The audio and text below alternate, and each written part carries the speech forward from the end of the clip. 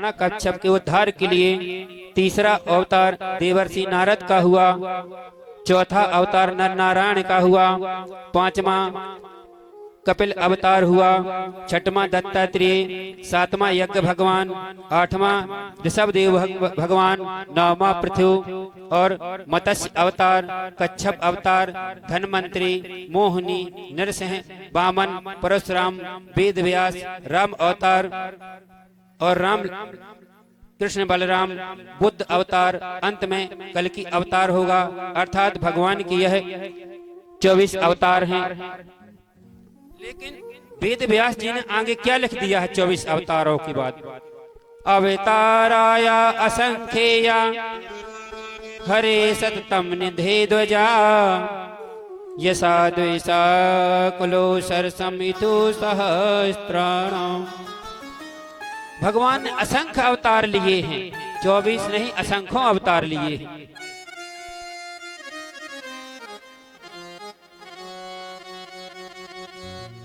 अब कुंती थी कौन?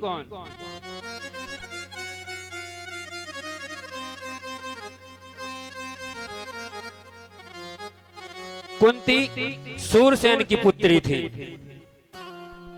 और सूरसेन के मित्र थे कुंती भोज। कुंती भोज की कोई संतान नहीं थी, इन्होंने इनको गोद लिया था, इसलिए इनका नाम कुंती पड़ा और प्रथा से बन गई कुंती।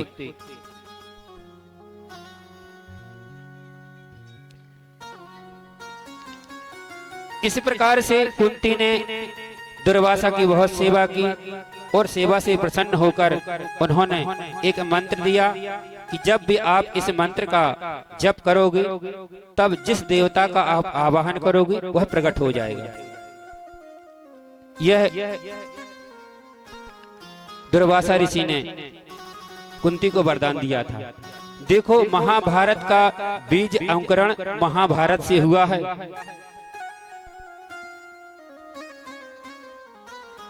कौरव और पांडवों में महाभारत युद्ध हुआ। कई बार भगवान ने समझाया,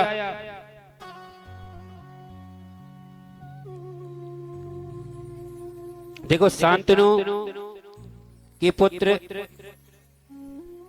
भीष्म, शांतनु का विवाह गंगा देवी से हुआ था।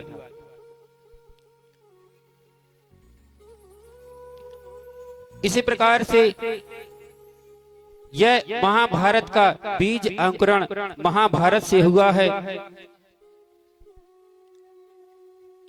जब भगवान ने समझाया कि तुम पांडवों को इनके पालन पोषण के लिए कुछ जमीन दीजिए, तब यह कौरव दुर्योधन क्या कहता?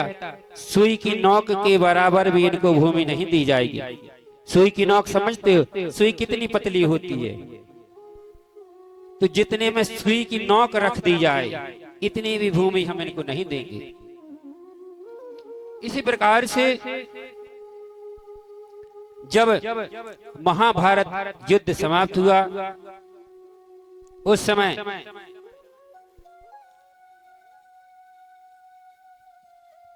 जब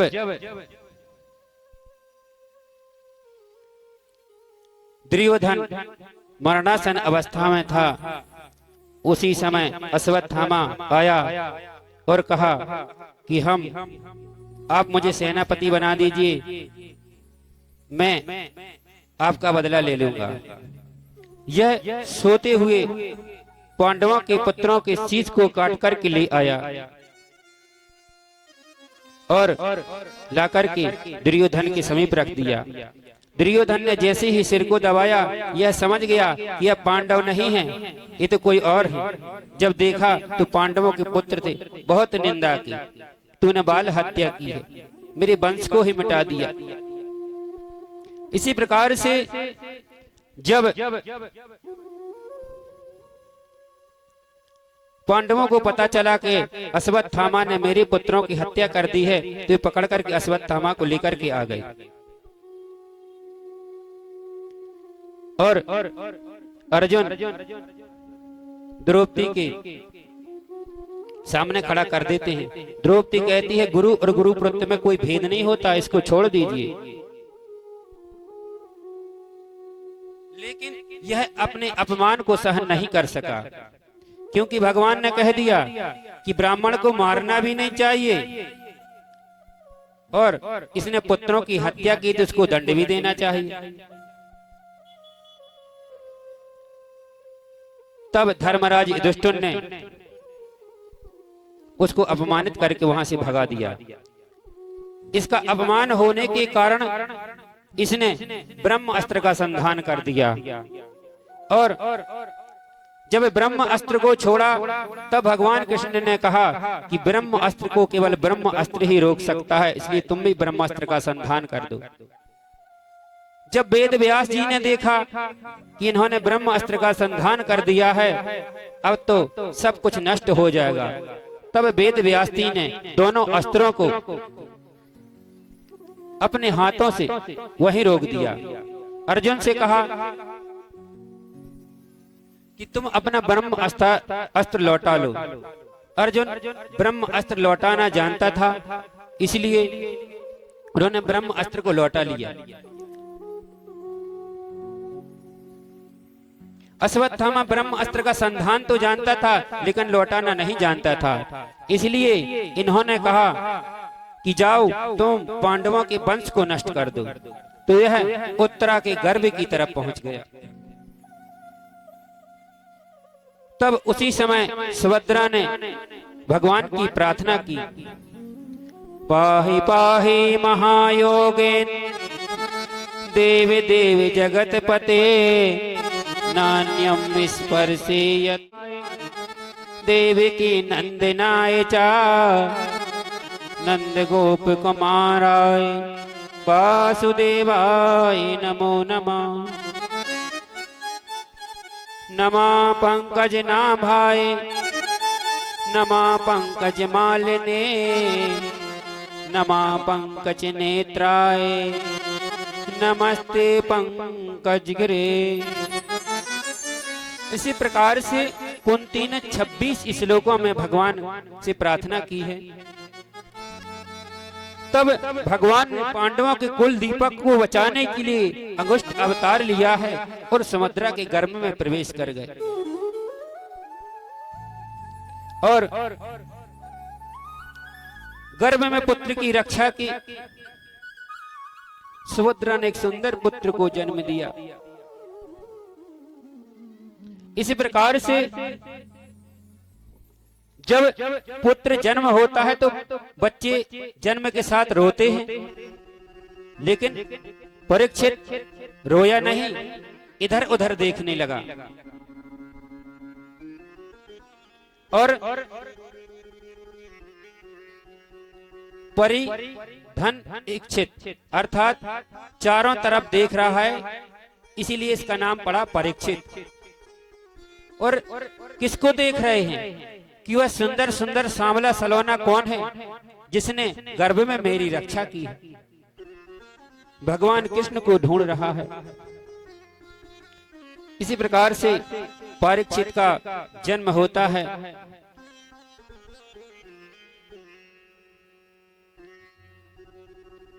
जब परीक्षित का जन्म हुआ, देखो संत महात्मा ने परीक्षित के बारे में क्या भविष्यवाणी की, यह प्रजा का पालन करेगा, यह ब्राह्मण भक्त होगा, सत्य प्रतिज्ञ होगा, शरणागत वत्सल होगा, वंश का यश बढ़ाएगा, पराक्रमी होगा और विष्णु के समान लक्ष्मी होगी।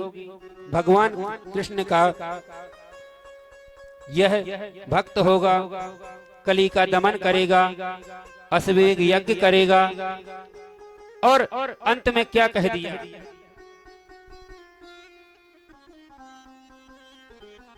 कि ब्राह्मण कुमार के शाप लगने के कारण इसकी मृत्यु होगी। और सुखदेव जी के द्वारा इसे भागवत कथा गंगा तट पर सुनाई जाएगी। यह ज्योतिषियों ने कहा। देखो भागवत कथा कौन सुनेगा और कौन सुनाएगा, यह पूर्व निश्चित हो जाता है। इसमें किसी का बस नहीं चलता है। तो परीक्षित के जन्म के समय यह फिक्स हो गया कि ब्राह्मण कुमार का शाप लगेगा और गंगा तट पर श्री सुखदेव जी महाराज के द्वारा इन्हें कथा सुनाई जाएगी। इसी प्रकार से परीक्षित का जन्म हुआ। 2 मिनट भगवान नाम संकीर्तन करेंगे। असाम बोल वंदे कृष्ण कृष्ण कृष्ण, सुबह शाम बोल वंदे कृष्ण कृष्ण कृष्ण। जो तू मिटाना चाहे जीवन की तृष्णा, जो तू मिटाना चाहे जीवन की तृष्णा, सुबह शाम बोल वंदे कृष्ण कृष्ण कृष्ण। सुबह शाम बोल वंदे कृष्ण कृष्ण कृष्ण।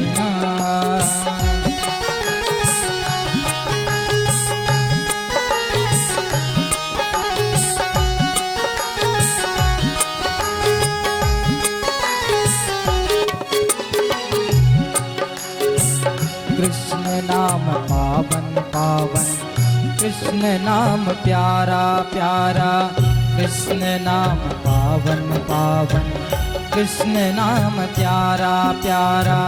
जो न बोले कृष्णा कृष्णा, जग से वो हारा हारा।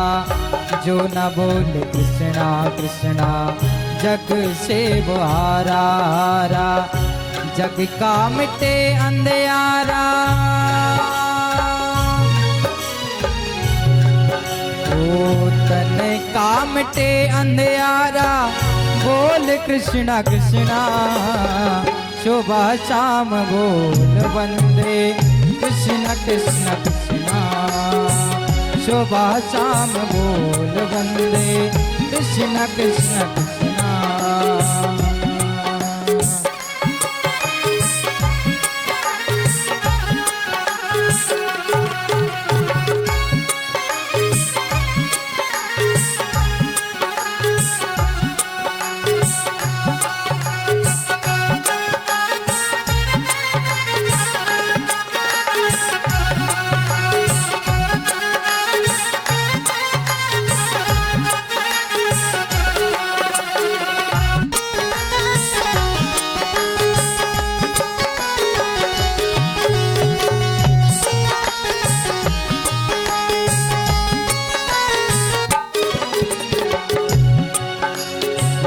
छोड़ दे भटकना दर दर, तोड़ दे अहम का अंधेरा।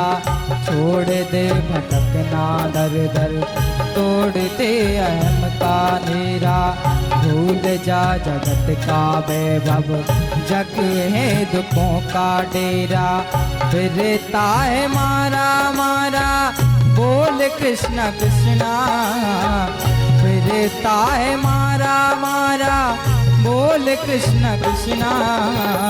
सुबह शाम बोल वंदे कृष्ण कृष्ण कृष्णा। सुबह शाम बोल वंदे कृष्ण कृष्ण कृष्णा।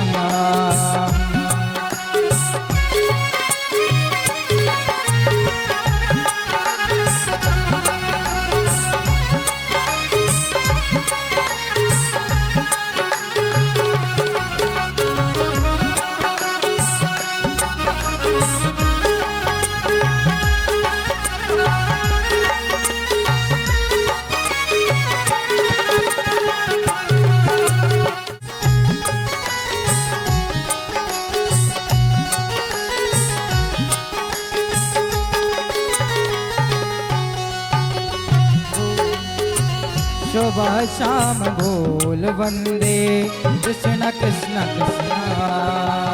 सुबह शाम बोल वंदे कृष्ण कृष्ण कृष्णा। सुबह शाम बोल वंदे कृष्ण कृष्ण कृष्णा। सुबह शाम बोल वंदे कृष्णा कृष्णा कृष्णा।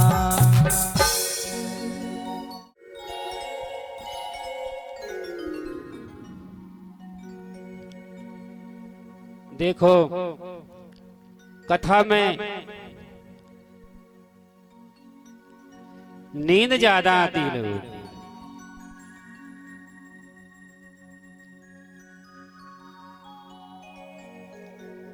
क्या हुआ कि एक समय एक कथा पंडाल में बहुत से लोग बैठे थे और एक सज्जन कथा में एक कोने में बैठे बैठे बहुत रो रहे थे। अब जो भागवत कथा सुना रहे थे वो देख रहे थे और जब कथा समाप्त हुई तो पंडित जी ने बुलाया कि आप बहुत रो रहे थे, बताओ आपको कथा में कौन सा प्रसंग अच्छा लगा।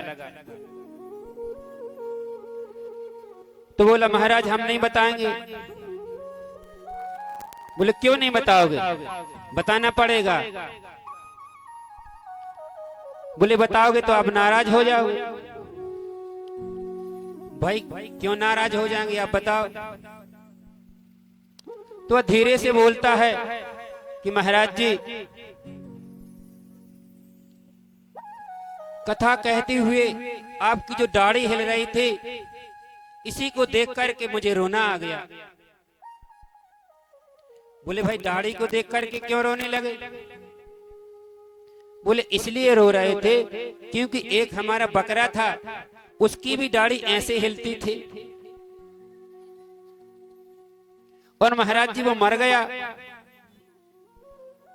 इसलिए आपकी दाढ़ी को देख करके मुझे रोना आ गया कि ऐसे ही उस बकरे की दाढ़ी हिलती थी।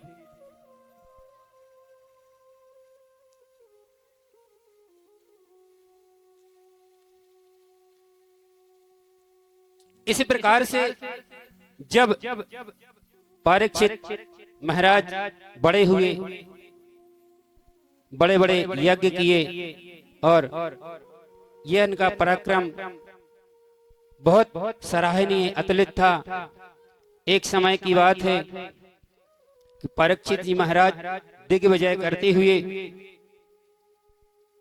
जा रहे थे। उसी समय परीक्षित ने देखा कि एक शूद्र जो पाखंड रूपी वेश बना करके आया और गाय और बैल को दंड दे रहा है, उनको मार रहा है ठोकरों से। उस समय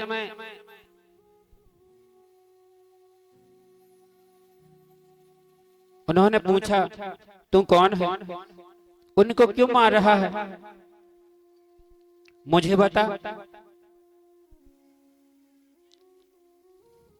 उस समय धर्म ने बैल का रूप धारण किया था। देखो भगवान शिव शंकर बैल की ही सवारी क्यों करते हैं, क्योंकि बैल धर्म का प्रतीक है, इसलिए भगवान शंकर बैल की सवारी करते हैं। और माता पृथ्वी ने गाय का रूप धारण किया था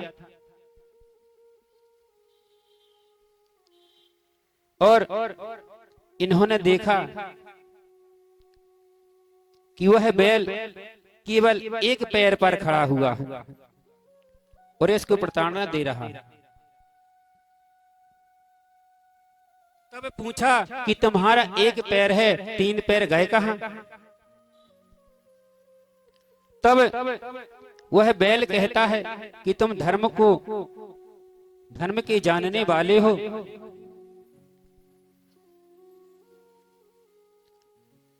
और वो कहता है कि भगवान की लीला संवरण के बाद मुझे कोई नहीं पूछता। अब धर्म का केवल एक ही पग रह गया है कलयुग में, सतयुग में 4, त्रेता में 3, द्वापर में 2 और कलयुग में एक पग ही बचा है। वो कहता है कि अब यज्ञों में आहुति नहीं डाली जाती, धर्म कार्य नहीं होते, वर्षा कम होने लगी है, व्यक्ति राक्षसों के समान प्रवृत्ति के हो गए हैं, चुगलखोर बहुत बढ़ चुके हैं। यही तो कलयुग का प्रभाव है। इसी प्रकार से पृथ्वी ने भी कहा, अब सत्य, दया, पवित्रता, त्याग कुछ नहीं बचा, केवल बचा है तो पाखंड, धर्म का नाम नहीं है। उसी समय कलयुग वहां पहुंचा,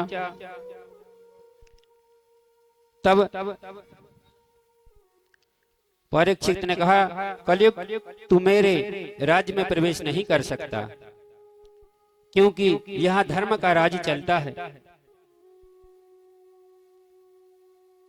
और कलयुग को मारने के लिए परीक्षित ने तलवार उठा ली,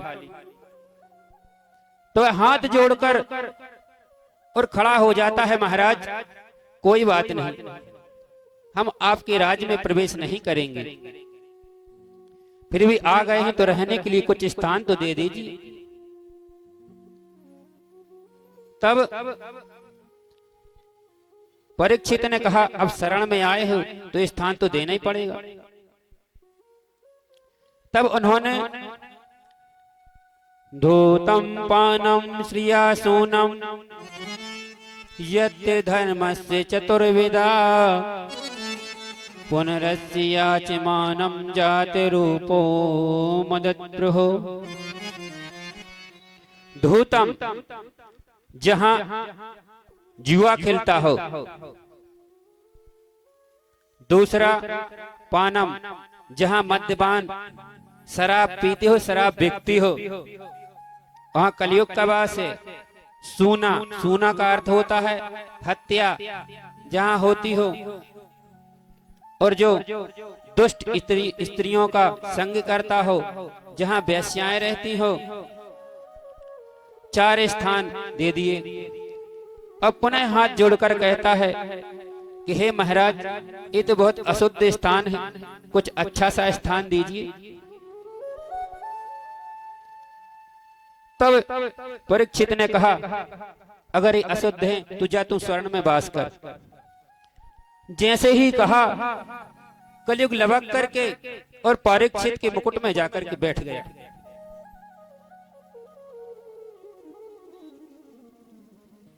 महाराज, स्वर्ण में कलयुग का वास बताया गया है, तो इसका मतलब है कि हम सोना पहनना बंद कर दें क्या? तो किस सोने में कलयुग का वास है? सोना पहनना बंद नहीं करना है। किस सोने में कलयुग का वास? जो चोरी का सोना मिला, किसी दूसरे का छीना हुआ सोना मिला, उस सोने में कलयुग का वास बताया गया है। तो परीक्षित के जो मुकुट पहना हुआ था वह जरासंध का मुकुट था, इसलिए कलयुग उस मुकुट पर जाकर के बैठ गया। इसी प्रकार से एक दिन की बात है कि राजा परीक्षित शिकार खेलने के लिए गए। वहां उनको बहुत प्यास लगी। उसी समय समीक मुनि के आश्रम में पहुंच गए। 3-4 बार इन्होंने कहा कि महाराज, मुझे बहुत प्यास लगी है, आप पानी दीजिए। क्योंकि वो समाधि में इतने लीन थे कि राजा की बात को उन्होंने सुना नहीं।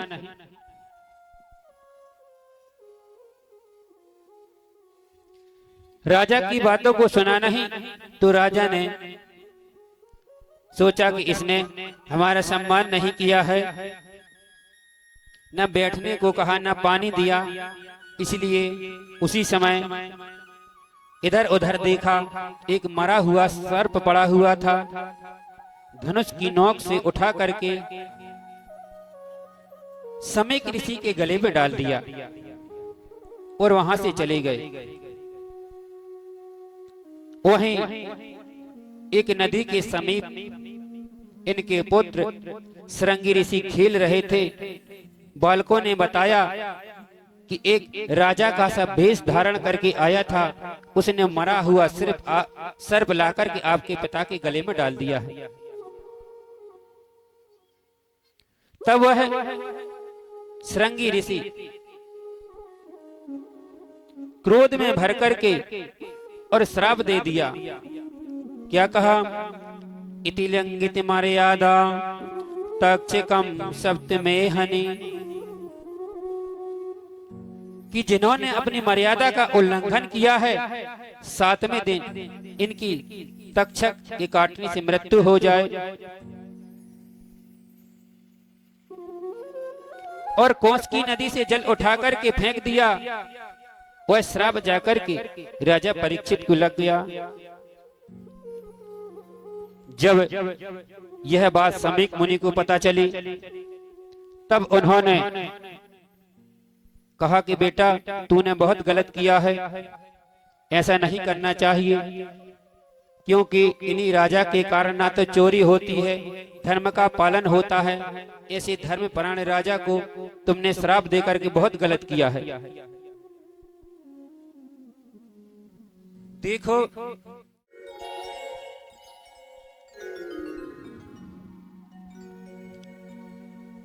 देखो कथा में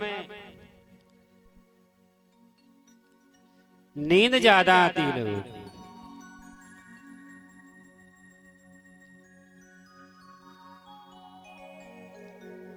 क्या हुआ कि एक समय एक कथा पंडाल में बहुत से लोग बैठे थे और एक सज्जन कथा में एक कोने में बैठे बैठे बहुत रो रहे थे। अब जो भागवत कथा सुना रहे थे वो देख रहे थे, और जब कथा समाप्त हुई तो पंडित जी ने बुलाया कि आप बहुत रो रहे थे, बताओ आपको कथा में कौन सा प्रसंग अच्छा लगा। तो बोला, महाराज हम नहीं बताएंगे। बोले, क्यों नहीं बताओगे? बताना पड़ेगा। बोले, बताओगे तो आप नाराज हो जाओगे। भाई क्यों नाराज हो जाएंगे, आप बताओ। तो धीरे से बोलता है कि महाराज जी, कथा कहते हुए आपकी जो दाढ़ी हिल रही थी, इसी को देख करके मुझे रोना आ गया। बोले, भाई दाढ़ी को देख करके क्यों रोने लगे? बोले, इसलिए रो रहे थे क्योंकि एक हमारा बकरा था, उसकी भी दाढ़ी ऐसे हिलती थी, और महाराज जी वो मर गया, इसलिए आपकी दाढ़ी को देख करके मुझे रोना आ गया कि ऐसे ही उस बकरी की दाढ़ी हिलती थी।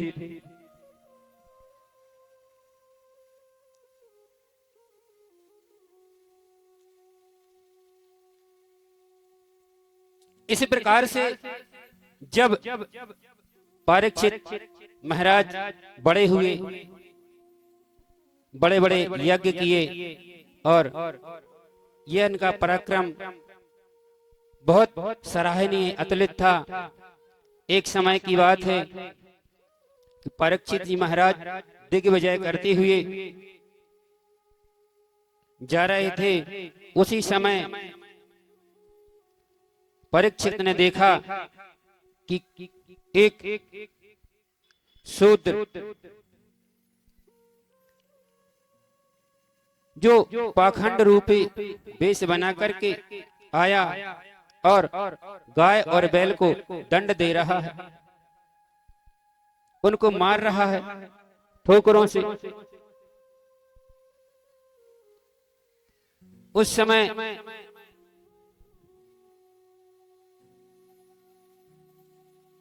उन्होंने पूछा, तू कौन है, उनको क्यों मार रहा है, मुझे बता। उस समय धर्म ने बैल का रूप धारण किया था। देखो, भगवान शिव शंकर बैल की ही सवारी क्यों करते हैं? क्योंकि बैल धर्म का प्रतीक है, इसलिए भगवान शंकर बैल की सवारी करते हैं। और माता पृथ्वी ने गाय का रूप धारण किया था, और इन्होंने देखा कि वह बैल केवल एक पैर पर खड़ा हुआ है और इसको प्रताड़ना दे रहा है। तब पूछा कि तुम्हारा एक पैर है, तीन पैर गए कहां?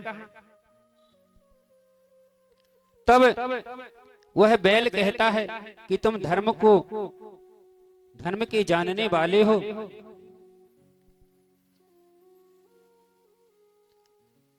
और वो कहता है कि भगवान की लीला संवरण के बाद मुझे कोई नहीं पूछता। अब धर्म का केवल एक ही पग रह गया है कलयुग में। सतयुग में 4, त्रेता में 3, द्वापर में 2 और कलयुग में एक पग ही बचा है। वो कहता है कि अब यज्ञों में आहुति नहीं डाली जाती, धर्म कार्य नहीं होते, वर्षा कम होने लगी है, व्यक्ति राक्षसों के समान प्रवृत्ति के हो गए हैं,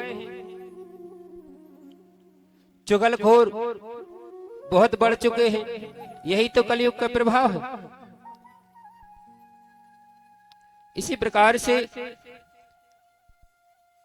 पृथ्वी ने भी कहा, अब सत्य, दया, पवित्रता, त्याग कुछ नहीं बचा, केवल बचा है तो पाखंड,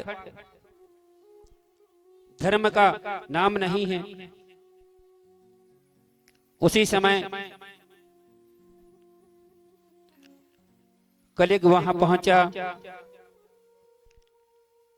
तब परीक्षित ने कहा, कलयुग तू मेरे राज्य में प्रवेश नहीं कर सकता, क्योंकि यहाँ धर्म का राज चलता है। और कलयुग को मारने के लिए परीक्षित ने तलवार उठा ली, तो वह हाथ जोड़कर और खड़ा हो जाता है, महाराज कोई बात नहीं, हम आपके राज्य में प्रवेश नहीं करेंगे, फिर भी आ गए हैं तो रहने के लिए कुछ स्थान तो दे दीजिए। तब परीक्षित ने कहा, अब शरण में आए हो तो स्थान तो देना ही पड़ेगा। तब उन्होंने धूतम पानम श्रिया सूनम यत् धर्मस्य चतुर्विधा पुनरस्याचमानं जातिरूपो मदद्रुहो। धूतम जहां जुआ खेलता हो, दूसरा पानम जहां मद्यपान शराब पीते हो, शराब बिकती हो, वहां कलयुग का वास है। सूना, सूना का अर्थ होता है हत्या, जहां होती हो, और जो दुष्ट स्त्रियों का संग करता हो, जहां वेश्याएं रहती हो, 4 स्थान दे दिए। अब पुनः हाथ जोड़कर कहता है कि हे महाराज, ये तो बहुत अशुद्ध स्थान है, कुछ अच्छा सा स्थान दीजिए। तब परीक्षित ने कहा, अगर ये अशुद्ध है तो जा तू स्वर्ण में वास कर। जैसे ही कहा, कलयुग लबक करके और परीक्षित के मुकुट में जाकर के बैठ गया।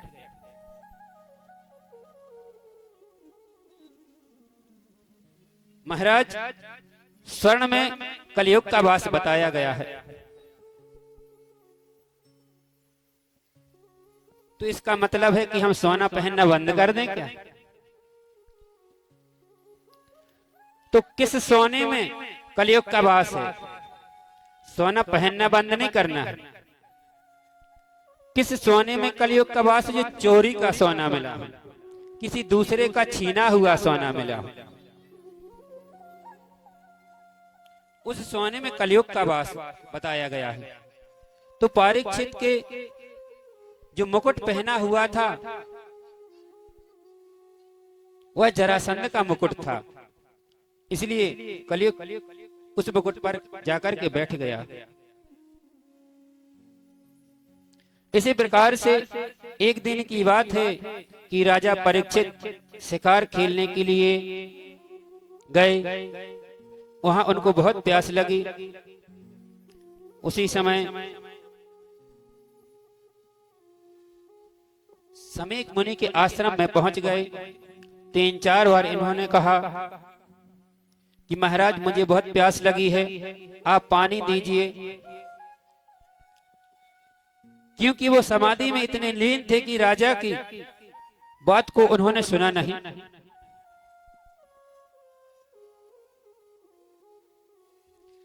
राजा की बातों को सुना नहीं, तो राजा ने सोचा कि इसने हमारा सम्मान नहीं किया है, न बैठने को कहा, न पानी दिया।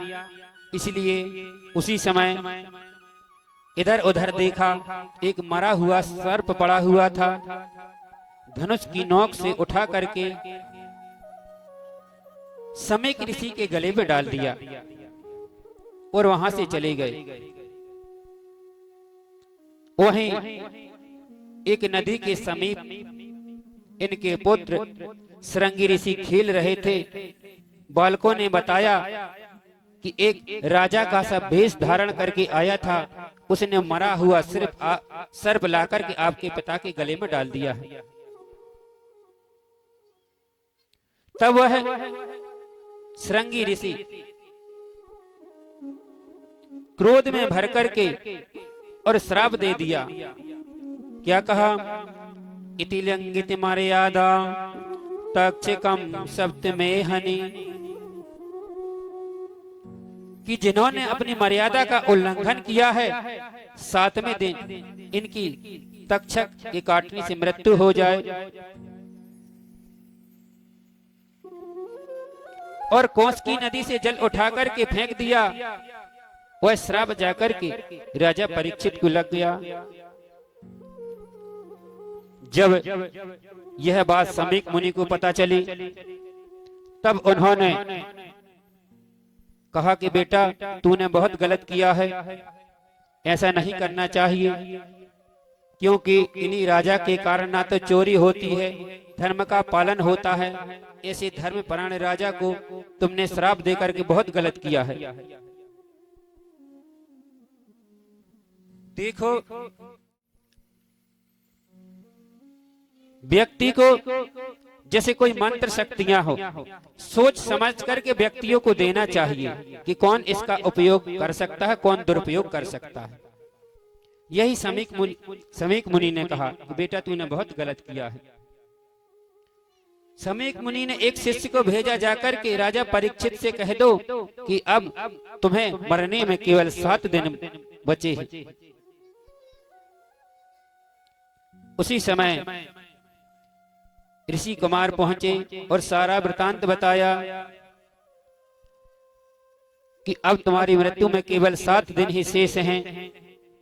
तुरंत उनने अपने राज चिन्हों को त्याग करके गंगा के तट पर पहुंच गए।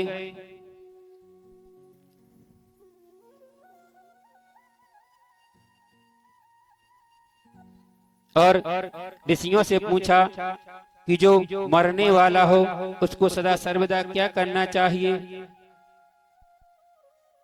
इसी प्रकार से बहुत से ऋषियों ने से पूछा, किसी ने कुछ नहीं बताया। और बहुत सी जमात इकट्ठी हो गई वहां। उसी समय श्री सुखदेव जी महाराज का आगमन हो गया। 16 वर्षीय सुंदर लंबी लंबी भुजाएं, बड़े बड़े नेत्र सुखदेव जी महाराज को आता देख करके उन्हें आसन पर बिठाया और स्वागत सत्कार किया और पूजन आदि किया और कहा कि हे महाराज, आप बताइए कि जो मरने वाला हो उसको क्या करना चाहिए। इसी प्रकार से श्री सुखदेव जी महाराज ने कहा कि ज्ञान वैराग्य की तलवार से इस अवस्था को काटा जा सकता है।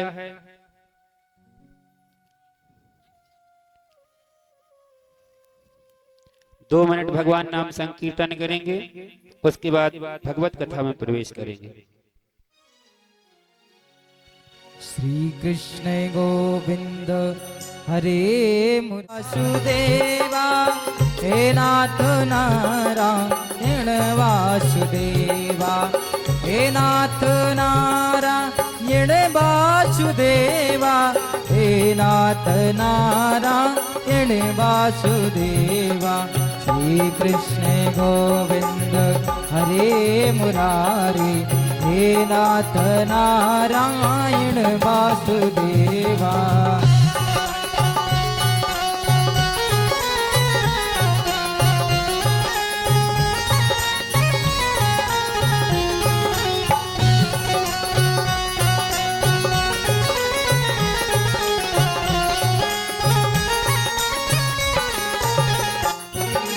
श्री कृष्ण गोविंद हरे मुरारी, हे नाथ नारायण वासुदेवा।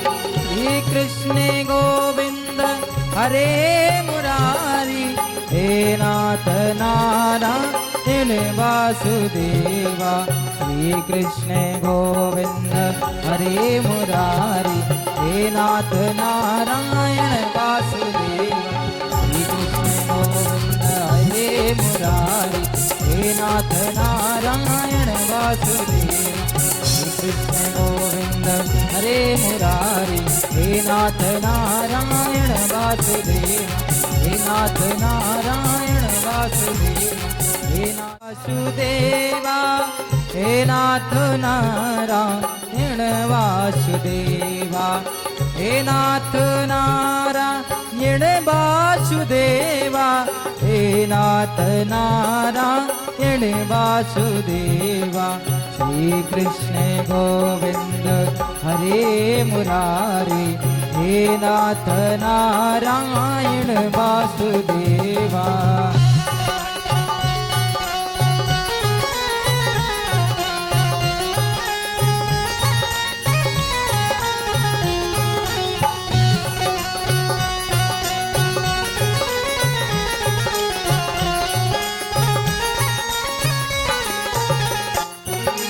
श्री कृष्ण गोविंद हरे मुरारी, हे नाथ नारायण वासुदेवा। श्री कृष्ण गोविंद हरे मुरारी, हे नाथ नारायण वासुदेवा। श्री कृष्ण गोविंद हरे मुरारी, हे नाथ नारायण वासुदेवा। श्री कृष्ण गोविंद हरे मुरारी, हे नाथ नारायण वासुदेवा। श्री कृष्ण गोविंद हरे मुरारी, हे नाथ नारायण वासुदेवा। हे नाथ नारायण वासुदेवा, हे नाथ। जब मृत्यु का समय निकट आए तब ज्ञान वैराग्य की तलवार से इस मोह को संबंध को दूर कर देना चाहिए और ओम का उच्चारण कर देना चाहिए। जब व्यक्ति के मृत्यु का समय आए तब क्या करना चाहिए? ओम का उच्चारण करना चाहिए। यह एक ब्रह्मनाद है। इससे व्यक्ति को तुरंत मोक्ष की प्राप्ति हो जाती है। तब उन्होंने कहा कि हे राजन, मैं तुम्हें सप्तेन यज्ञेन कलो पुनन्ति, मैं तुम्हें कलयुग में सप्ताह यज्ञ से जो पुण्य फल प्राप्त होता है, मैं यह भागवत कथा तुम्हें सुनाऊंगा। तब उन्होंने कहा कि भागवत सुनने से कौन कौन तरता है। या मानिवा पाप कृतस्य सर्वदा सदा दुराचार रता विमार्गा क्रोधानिदग्धा कुटिलस्य च कामिना सप्तेन यज्ञेन कलो मुनन्ति। जो लोग सदा सर्वदा दुराचार करते हैं, क्रोध की अग्नि में जलते रहते हैं, कुटिल होते हैं, कामी होते हैं, यह सप्तदिशीय भागवत कथा सुनने से उनकी मुक्ति हो जाती है।